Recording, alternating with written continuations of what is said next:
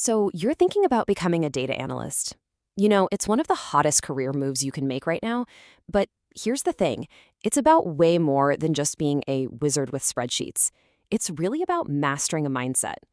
Today, we're going to break down how the best analysts think so you can too. Let's dive in. Okay, it all starts with this one simple fact. Data is absolutely everywhere. Every single click, every purchase, every login, it's all creating this massive, massive ocean of information. But here's the catch, right? On its own, all that information, it's just raw potential.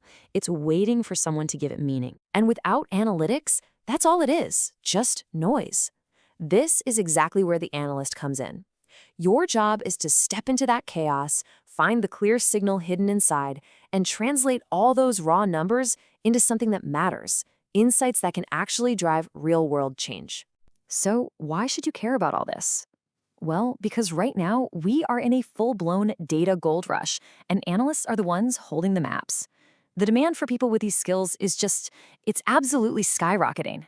And you know, this demand creates some pretty incredible opportunities. The average salary for an analyst is already topping $75,000. And get this, back in 2021, there were over 300,000 open jobs just in the US alone. Companies are seriously hungry for this kind of talent. But it's not just about the paycheck, it's also about the mission. Analysts report a 4 out of 5 job satisfaction score. And why? Because they get to solve really meaningful puzzles and see their work make a tangible impact. That's pretty cool. All right, so let's say you're interested, but what does an analyst actually do all day? And more importantly, where might you fit into this whole data world? Let's break down the different flavors of analytics. You can kind of think of analytics roles as falling into two main camps. First, you've got business intelligence, or BI. Think of a BI analyst as a historian. They use descriptive analytics to understand what happened in the past and why. Then, on the other side, you have data science. These folks are more like the futurists. They use predictive analytics to figure out what will happen and how we can best prepare for it. But here's the thing. No matter which path you choose, historian or futurist, what separates a good analyst from a truly great one are 3 universal skills. We like to call this the analytics trifecta. Let's break it down. First up is strategic thinking. Now, this has nothing to do with code or fancy charts. It's all about understanding the business. What are the company's real goals? What are their biggest pain points? A great analyst designs their work to directly answer those questions.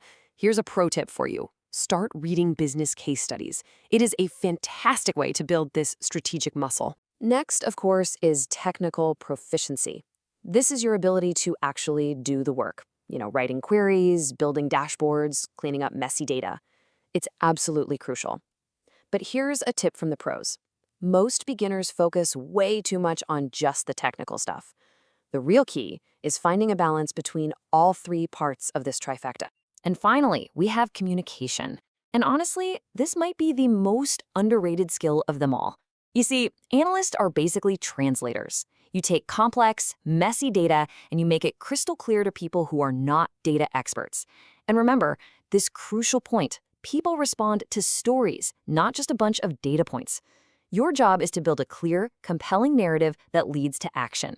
So, we've covered the why and the what. Now, let's get into the how. Having a repeatable, proven process is the secret to delivering high-quality, insightful work time and time again. This 7-step workflow is your roadmap to success. It's a cycle that takes you all the way from defining the business problem to collecting and analyzing data, and finally delivering insights that create a real, measurable impact. Every single step builds on the last. Now, the most important part of this whole process is step 5, developing insights. This is where the real magic happens. Look, anyone can state a fact from a spreadsheet, but a true analyst delivers a powerful insight. So what actually makes an insight strong? Let's look at a simple example. A weak insight is just a fact. This week, we sold 80 pairs of socks. Okay, so what? A slightly better insight adds some context. We sold 80 pairs of socks, which is up 14%, but our ad spend went up 25%. Now we're getting somewhere. But a strong insight?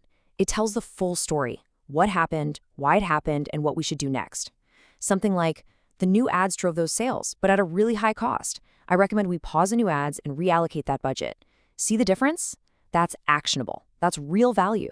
Okay, let's talk about something that trips up almost every aspiring analyst. Which tool should I learn? Python, Tableau, Power BI? It can feel totally overwhelming. But let's try and reframe that question with the right philosophy. This is probably the single most important piece of advice for anyone starting out. Listen, tools change, they come and they go, but the skills underneath them, things like data modeling, visualization, or statistical analysis, those are durable, they're transferable. If you master the skill, you can pick up any tool that comes along. So as we start to wrap up, keep these key principles in mind. Focus on building durable skills that will last your entire career, not just until the next software update. Find a niche where you can become a true expert. And above all else, stay curious. Because in this field, trust me, the learning never, ever stops. Look, we've given you the framework, that trifecta of skills, the 7-step workflow, and the right learning philosophy. You officially have the map to find the signal in the noise. The data is out there, and it's waiting. So the only question left is, what story will you make it tell?